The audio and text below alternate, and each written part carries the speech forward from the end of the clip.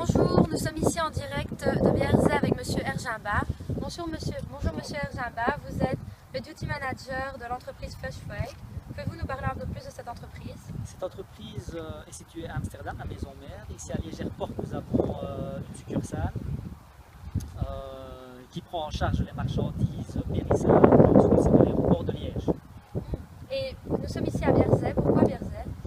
Pourquoi Bierzet? Bierzet est situé au centre de l'Europe, Europe centrale. Nous avons comme voisins des pays comme l'Allemagne, la Hollande, Luxembourg, la France, l'Angleterre. Donc c'est vraiment un centre logistiquement parlant très bien situé, une stratégie vraiment à grande capacité. Avec quel pays travaillez-vous? Nous travaillons les marchandises que nous prenons en charge pour la déclaration douanière et le fret jusqu'au client final. La plupart des pays sont Israël et l'Éthiopie. D'accord. Et quel est votre travail au sein de l'entreprise?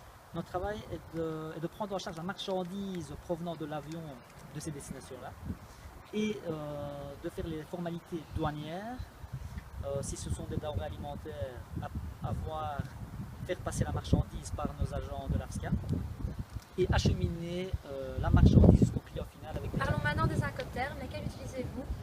Le plus souvent, nous utilisons les DTP. Nous avons le CIF aussi, le FOB, le DDU. Maintenant, les Incoterms sont choisis par le client et le fournisseur. Nous sommes l'intermédiaire entre les deux. Donc, nous conseillons aux clients souvent d'utiliser le DTP pour des raisons financières et des pratiques aussi plus faciles au niveau de la facturation. Maintenant, de comment ça se passe brièvement en termes de facturation? En termes de facturation, le fournisseur envoie sa facture au client pour la marchandise achetée. Ensuite, ce client va recevoir une deuxième facture de l'agent douanier, c'est-à-dire l'entreprise qui a pris en charge la marchandise, c'est-à-dire nous. Cette facture, que va comprendre cette facture?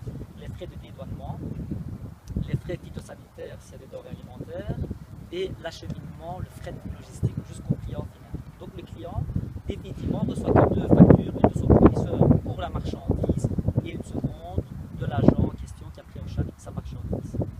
D'accord, merci. Et quel incoterm est-il le plus choisi par le client?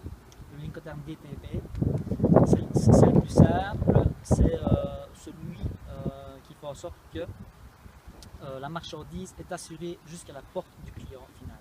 Et pour un souci de garantie et de qualité de la marchandise, les clients préfèrent se couvrir et utiliser ce équipement.